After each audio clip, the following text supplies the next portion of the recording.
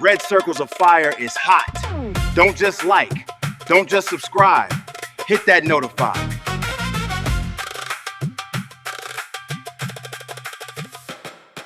Chapter 24, The Defeated. Meanwhile, back at a Makana South Seaport watchtower, Tulu, Demdem and the border sharpshooter, who struck Ottomani, all peered deeply out into the roiling waters. It was forbidden for any Makana citizen to cross or to fire a weapon outside of the sacred boundary line, but this did not prohibit sentries from looking outside the line in order to vigilantly guard against enemy intrusion. Tulu used binoculars to see if there was a trace of what became of Ottomani and Diodi.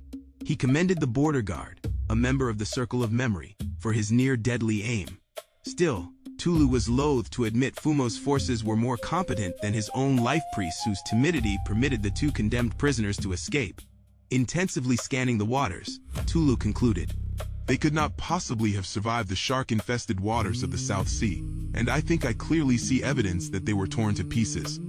An abnormally large pool of blood floated oddly at the top of the water. "Yes, definitely yes. Bless the divine circles, they are dead." Demdem huffed. Sweet divinity, eaten by ferocious sharks, I would not wish such a fate upon them even though they are enemies of Makana. Tulu cast a disappointed glare at Demdem. "Demdem, this is not a time for your foolish compassion." Outwardly, the elephant blushed out of embarrassment. Inwardly, he thought, You old fool. I wasn't the one who bungled this ill-conceived execution because I trusted ill-trained pacifist priests. Tulu picked up a field phone receiver and spoke. "Yes, we have confirmed that the demonic intruders have met their demise. You know what to do to finish this whole horrible affair." He slammed down the receiver and turned to the memory guard. "Citizen, again, Makana thanks you. Maintain your post and let me know if you see anything suspicious."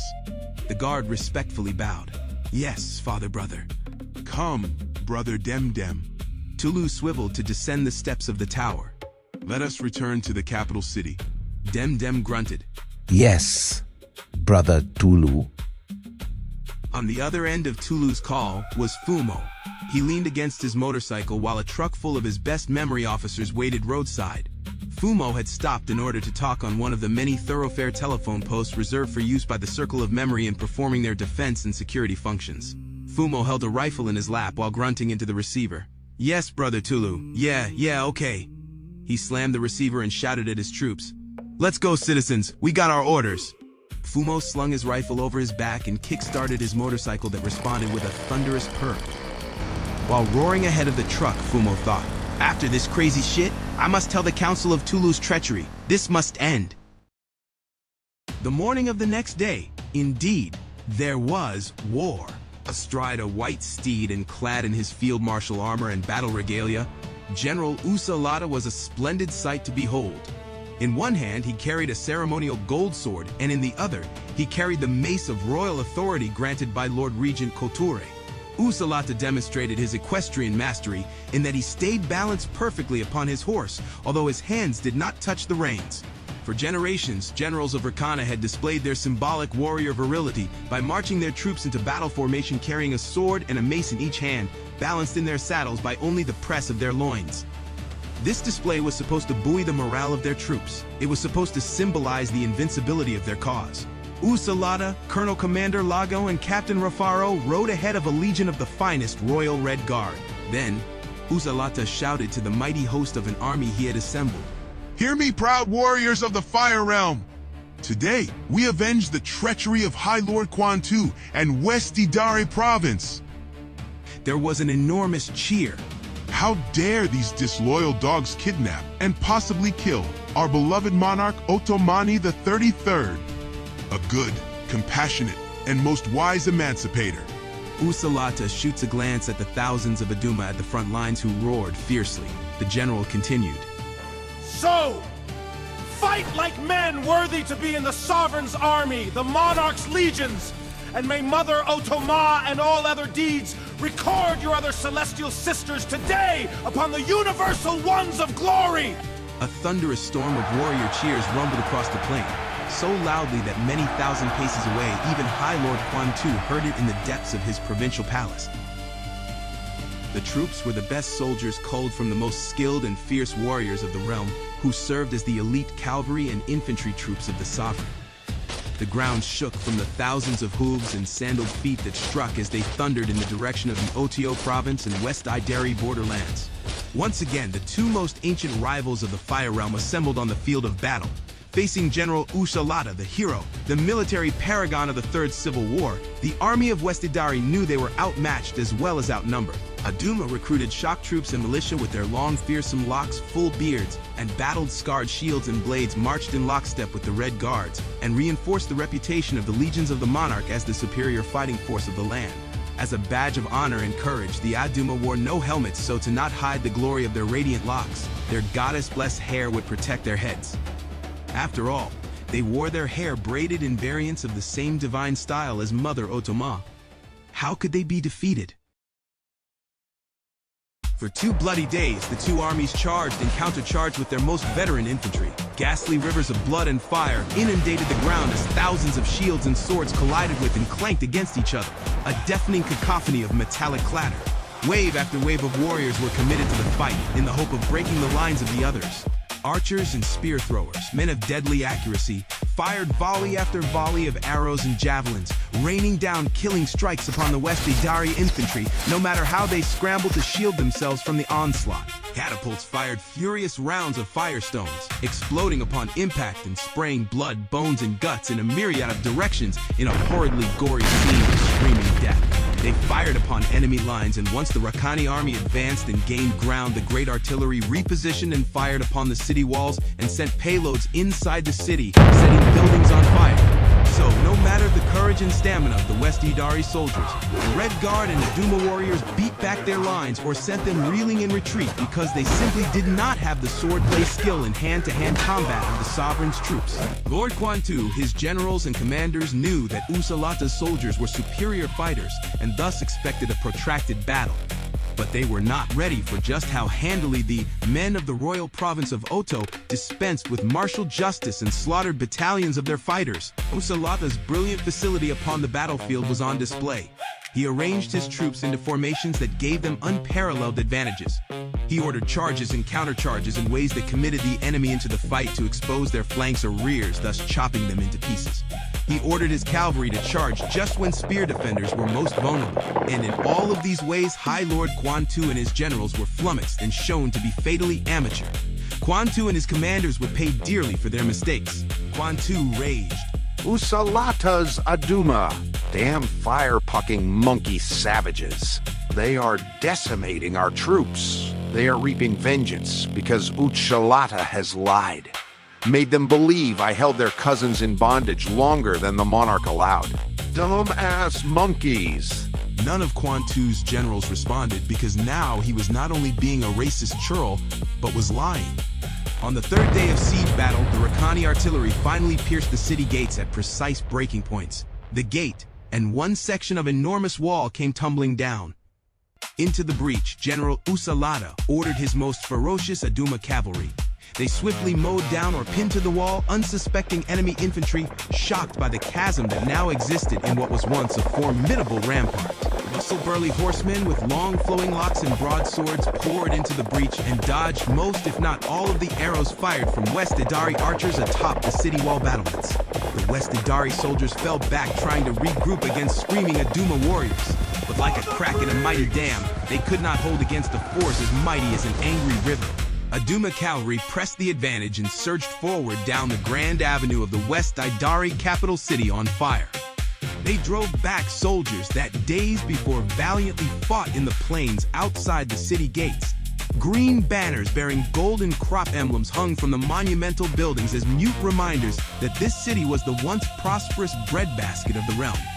Off in the distance is the High Lord's palace, but amidst darkened skies, small spires of fire reflect the chaos, destruction, and brutal momentum of a city falling to Uhsa-Lata's invading army. After brutal hand-to-hand combat, the monarch's warriors rapidly captured ground that led them right to the very steps of Lord Quan-Tu's palace.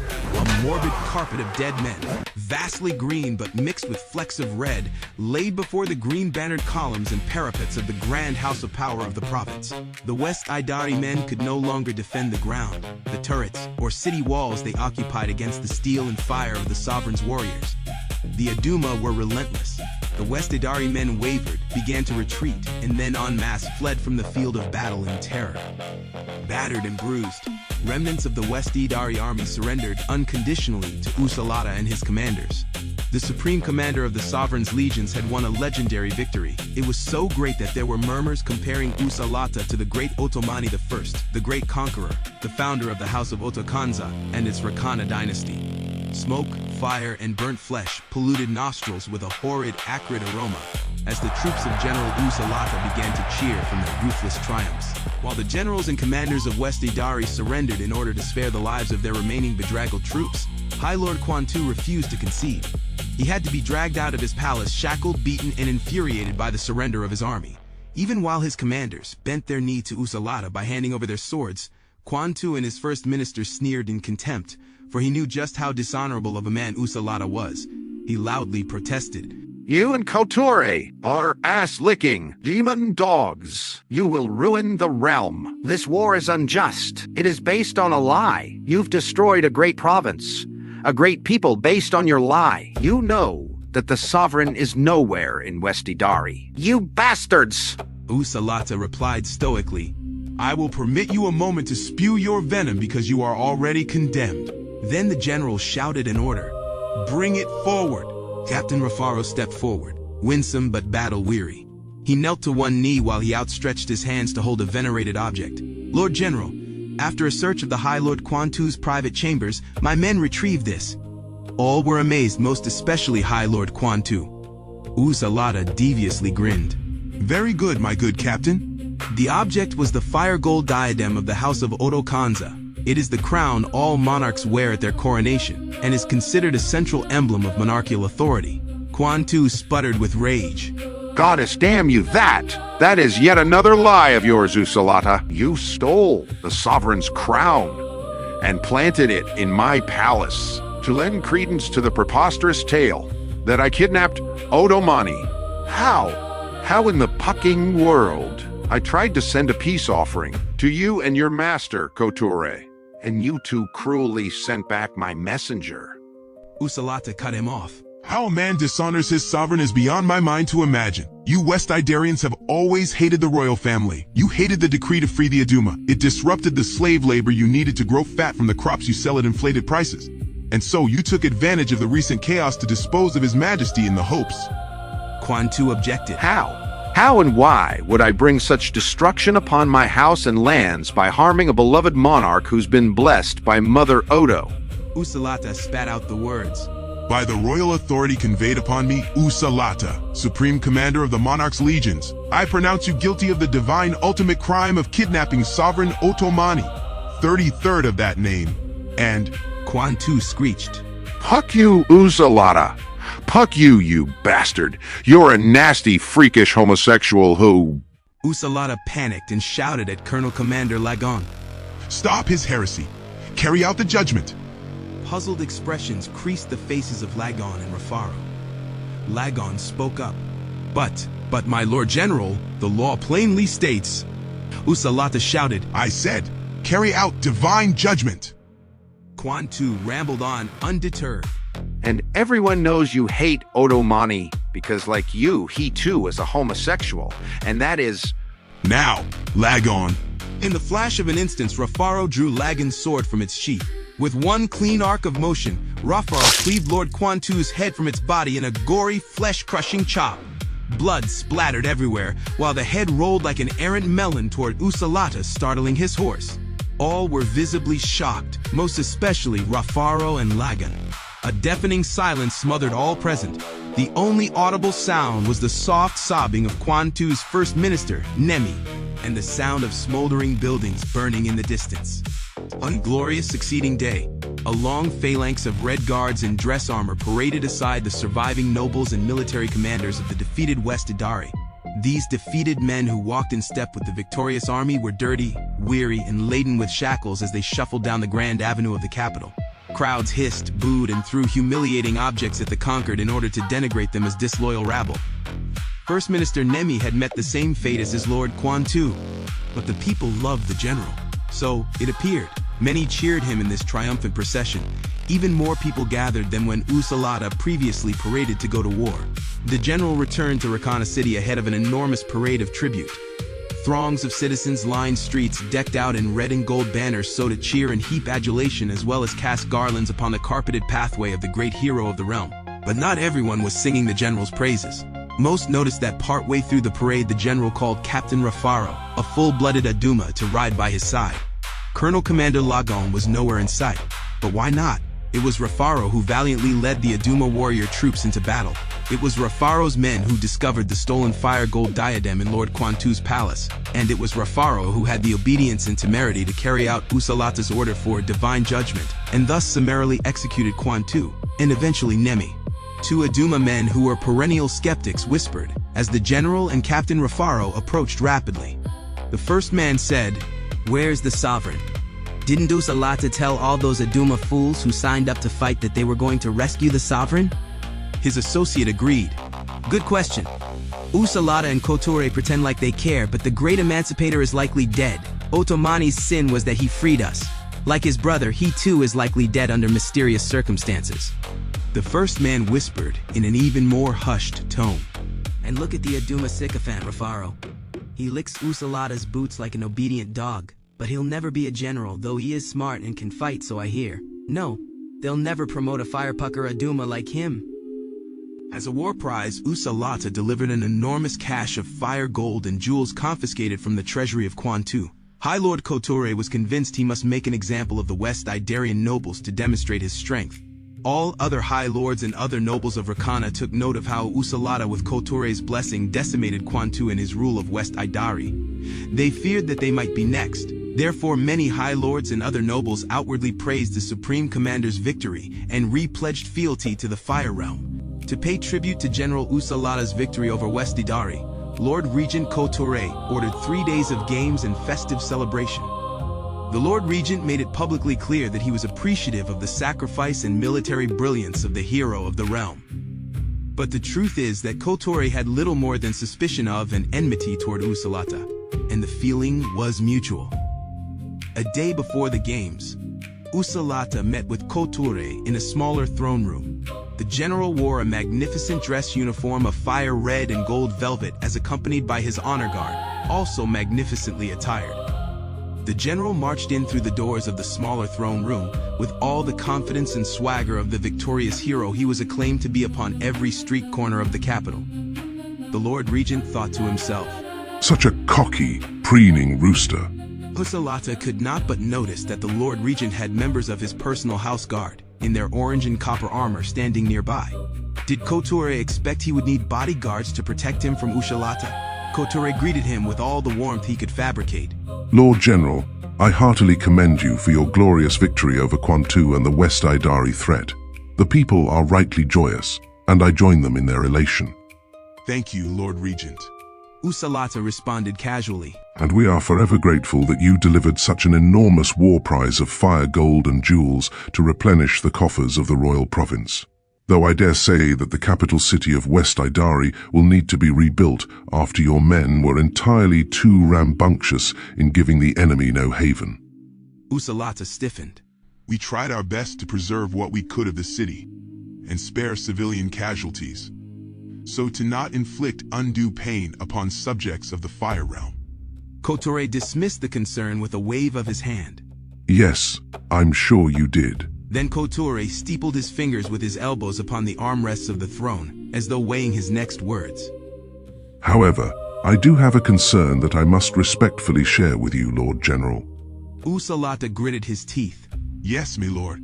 Koture proceeded with a predator's caution. You told me, and you told the people that you would not only defeat the traitorous rulers of West Idari, but you would also bring back our sovereign, the great emancipator to the Aduma.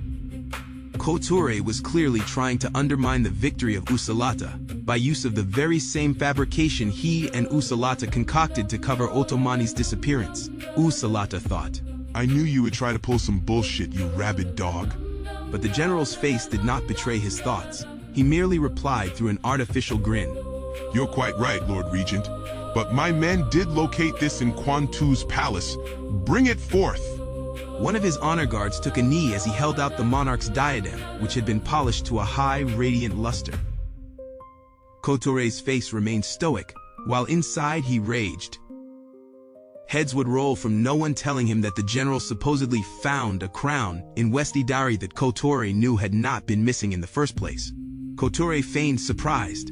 Oh, the sovereign's fire gold diadem. I'm very glad your men recovered this sacred relic of royal authority. Kotore knew Uhsa-Lata was lying, but both men needed to maintain this circular artifice lest their entire edifice of lies come tumbling down around them. Uhsa-Lata smiled like a viper.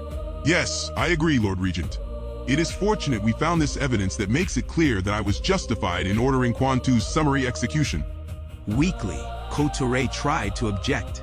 Now, about the execution of Quan-Tu, I am very concerned that Uhsa-Lata did not let him finish.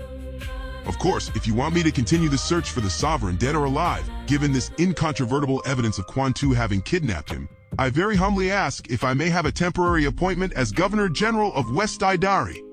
Kotore stuttered. What? Well, Uhsa-Lata continued. My lord, it is only a temporary measure, but I'm sure you would agree that I cannot possibly effect a successful search for our sovereign from Rakana City. Kotore lowered his hands in speechlessness.